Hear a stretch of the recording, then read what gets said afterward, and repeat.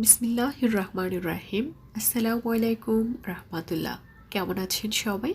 আশা করছি মহান আল্লাহ তাআলার অশেষ রহমতে ভালো আছেন। আমি আসমা আহমেদ মুক্তা চলে আসলাম এমএনজে কুকিং স্টুডিওর পক্ষ থেকে। আজকের রেসিপি হচ্ছে ইলিশ পোলাও। ইলিশ পোলাও আজকের এই রেসিপিটা আমি একটু ডিফারেন্স ওয়েতে করেছি। আশা করছি সহজ লাগবে। যারা নতুন রাঁধুনি তারাও খুব সহজে এই মজাদার দেশীয় রেসিপিটা ট্রাই করতে পারবেন। পহেলা বৈশাখে বা দেশীয় কোনো ট্র্যাডিশনে এই রেসিপিটা তৈরি করলে সবার খুবই দৃষ্টি আকর্ষণ করে এবং খেতে খুবই ভালো লাগে।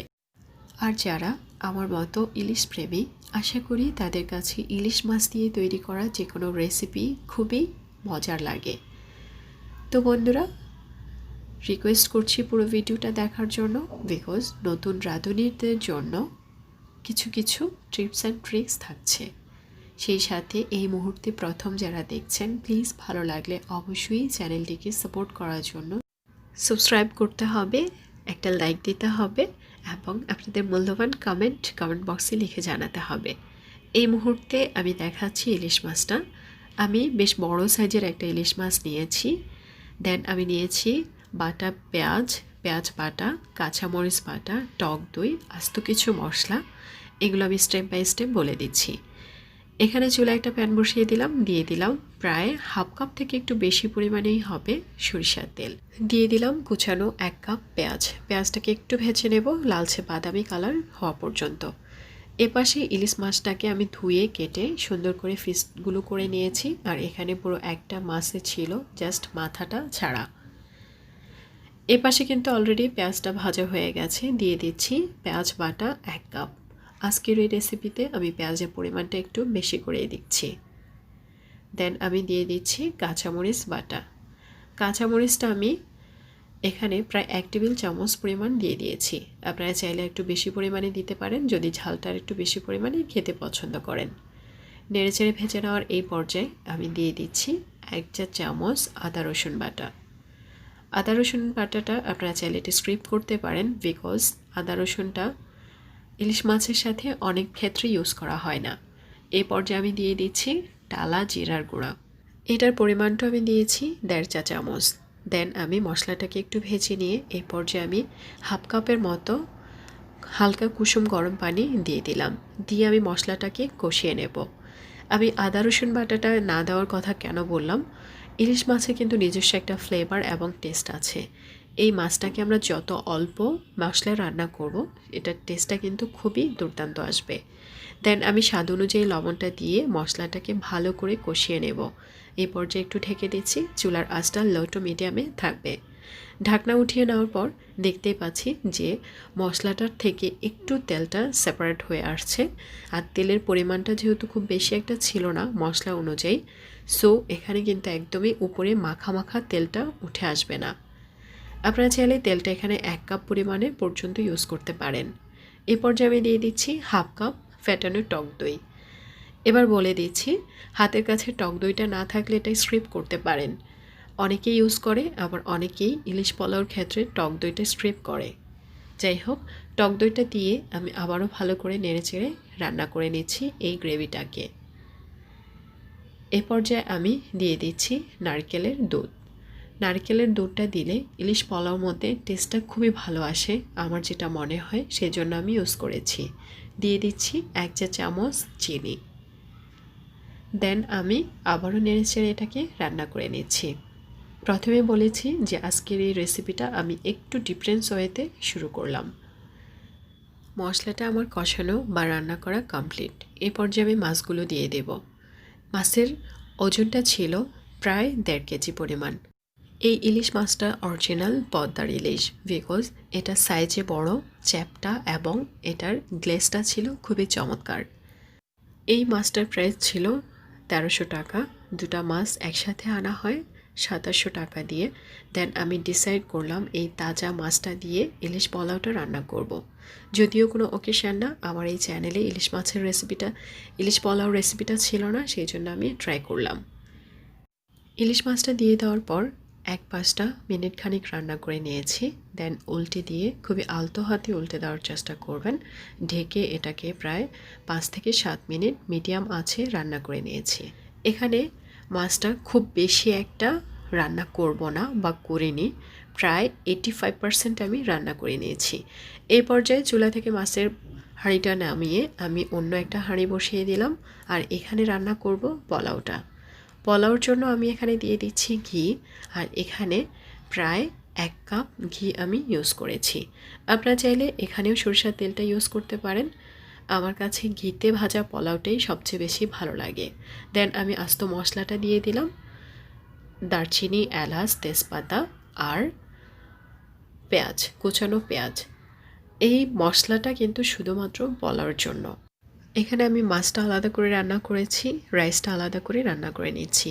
এই টিপসটা যদি আমরা নতুন রাঁধুনিরা ফলো করি তাহলে কিন্তু রাইসটাও পারফেক্ট ঝরঝরে হয় এবং মাছটাও কিন্তু খুব বেশি একটা সফট বা ভেঙে যায় না। যাই হোক, আমি এখানে চাউলটা দিয়ে দিলাম। চাউলটা আগ থেকেই ধুয়ে পানিটা ঝরিয়ে নেওয়ার চেষ্টা করেছি। আর এইখানে আমি চাউলটা নিয়েছি চিনি গুঁড়া চাউল। আপনারা চাইলে কালো জিরার পোলাও চাউলটাও নিতে পারেন। চাউলের পরিমাণটা ছিল হাফ কেজি। নতুন রাঁধুনিদের উদ্দেশ্যে বলছি, পোলাও অথবা বিরিয়ানি যেটাই রান্না করি অবশ্যই চাউলটাকে খুব ভালোভাবে খুব সুন্দর একটা গন্ধ আসা পর্যন্ত ভেজে নিতে হবে। এই পর্যায়ে আমি পানি অ্যাড করছি, কুসুম গরম পানি। এখানে আমি যদি 1 কাপ চাউল নিই তার ডাবল হবে পানি। দ্যাট মিন্স 1 কাপ চাউলে 2 কাপ পানি। এই নিয়মটা ফলো করলে বা এই টিপসটা ফলো করলে অবশ্যই পোলাও বা বিরিয়ানি যেটাই রান্না করি খুবই ঝরঝরা হবে। তো আমি এখানে 3 মগ দিয়ে দিলাম গরম পানি, আর 1 মগ হচ্ছে নারিকেলের দুধ। অবশ্যই এই মগটা দিয়ে আমি চাউলটা মেপেছি, আর এই মগটা দিয়েই কিন্তু 4 কাপ পানি বা লিকুইড অ্যাড করলাম। দিয়ে দিলাম 4টা আস্ত কাঁচামরিচ, স্বাদ অনুযায়ী লবণ এবং 1 চা চামচ চিনি। আচ্ছা, লবণটা কিভাবে টেস্ট করব? আমরা এই মুহূর্তে বলক আসা মুহূর্তে বা এই পানিটা যদি নোনতা লাগে পোলাওর এই পানিটা, তাহলে ভাববো যে রাইসটার মধ্যে পারফেক্ট লবণটা হয়ে যাবে। এভাবে আমি রাইসটা রান্না করে নেব। আর এটা রান্না করতে খুব বেশি একটা সময় লাগবে না। চুলার আঁচটা লো টু মিডিয়ামে রেখে একটু ঢেকে দিয়ে প্রায় 2 থেকে 3 মিনিট অপেক্ষা করার পর এই যে এই পর্যায়ে কিন্তু রাইসটা মোটামুটি রান্না হয়ে গেছে। এখন আমি নিচে একটা তাওয়া বিছিয়ে দিলাম, আর এই পর্যায়ে আমি দিয়ে দিচ্ছি রান্না করা মাছগুলো। এই স্টেপটা বা এই টেকনিকটা আপনারা যারা নতুন রান্না করবেন তাদের জন্য। এতে করে মাছটাও ঠিক থাকবে, প্লাস পোলাওটাও কিন্তু ঝরঝরা থাকবে। যে কোনো রান্নায় যদি আমরা ভালোবেসে একটু সময় নিয়ে ধৈর্য ধরে করি সেটা কিন্তু খুবই টেস্টি হয়। আর সেই রান্নাটা খেয়ে সবাই তৃপ্তি পায়, আমাদের অনেক বেশি ভালো লাগে। তো বন্ধুরা, আমি রাইসটার উপরে মাছগুলো দিয়ে দিয়েছি, আর গ্রেভিটা আমি রেখে দিচ্ছি। আর সেই গ্রেভিটা দিয়ে কি করব সেটাও আপনাদেরকে দেখিয়ে দেব। সাধারণত দেখা যায় ইলিশ পোলাওটা কিন্তু একটু শুকনো শুকনো থাকে। এটার সাথে যদি আমরা একটু গ্রেভি মিশিয়ে খাই তাহলে সেটার টেস্টটা কিন্তু খুবই ভালো আসে। এভাবে বিছিয়ে দেওয়ার পর আমি এখন ঢেকে দিতে পারি। দ্যাট মিন্স যারা এভাবে রান্না করতে চান তারা কিন্তু ঢেকে দিতে পারেন। আর চুলার আঁচটা লোতে রেখে প্রায় 8 থেকে 10 মিনিট এভাবে দমে রেখে দিতে পারেন। উপর দিয়ে আমি সামান্য পরিমাণে একটু ঘি দিয়ে দিলাম। এটা ছিল হচ্ছে ফার্স্ট এবং সহজ স্টেপ। চলে আসলাম সেকেন্ড স্টেপে। সেকেন্ড স্টেপে আমি যেটা করেছি, রান্না করা পোলাওটাকে দুভাগ করে নিয়েছি। পাতিলে রাখা পোলাওটার উপরে মাছটাকে বিছিয়ে দিয়ে দেন উঠিয়ে রাখা পোলাওগুলোকে উপর দিয়ে ছড়িয়ে দিচ্ছি। এরই মাঝে দেখা যাচ্ছে যে আমার যে রাইসটা রান্না করেছি সেটা কিন্তু খুবই ঝরঝরা ছিল। এটা হচ্ছে ইলিশ দম বিরিয়ানির সহজ টেকনিক। এই পর্যায়ে এইভাবে পোলাওগুলোকে আমি সুন্দর করে দিয়ে আমি দমে রেখেছি 5 মিনিট।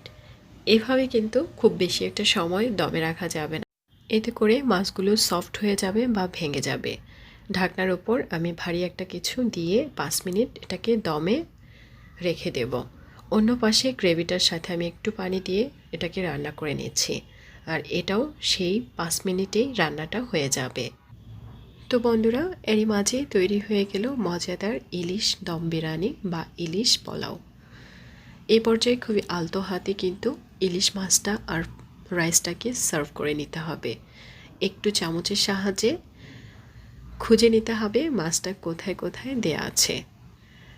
দেখতেই পাচ্ছেন রাইসটা কিন্তু খুবই ঝরঝরা। এই টেকনিকটা ফলো করে রান্না করলে আপনাদের মাছটা এবং রাইসটা খুবই পারফেক্ট কুক হবে। খুবই সাবধানে আলতো হাতে এটাকে সার্ভ করে নিতে হবে। আজকের এই ইলিশ পোলাও রেসিপিটা আমি চেষ্টা করেছি খুব সহজভাবে দেখানোর জন্য, বিকজ রান্না তো সহজে হওয়া উচিত, তাই না? রান্না সহজ হলে আমরা রান্না করব এবং বাসায় বসে টেস্টি এবং স্বাস্থ্যসম্মত খাবার খেতে পারবো। রাইসের উপর মাছটা দিয়ে আমি সাজিয়ে নিয়েছি।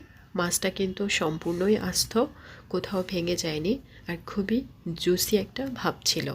সাথে আলাদা করে যে গ্রেভিটা তৈরি করেছি সেটাও কিন্তু দুর্দান্ত টেস্টি ছিল এই রাইসের সাথে। অবশ্যই আপনারা চাইলে এভাবে রান্না করতে পারেন, কথা দিচ্ছি খুবই মজা লাগবে। তো বন্ধুরা, আজ এই পর্যন্তই। আবারও কথা হবে অন্য কোনো রেসিপিতে। সেই পর্যন্ত মহান আল্লাহ তাআলা আপনাদেরকে সুস্থ সুন্দর রাখুক, আর অবশ্যই আমার জন্য দোয়া করবেন।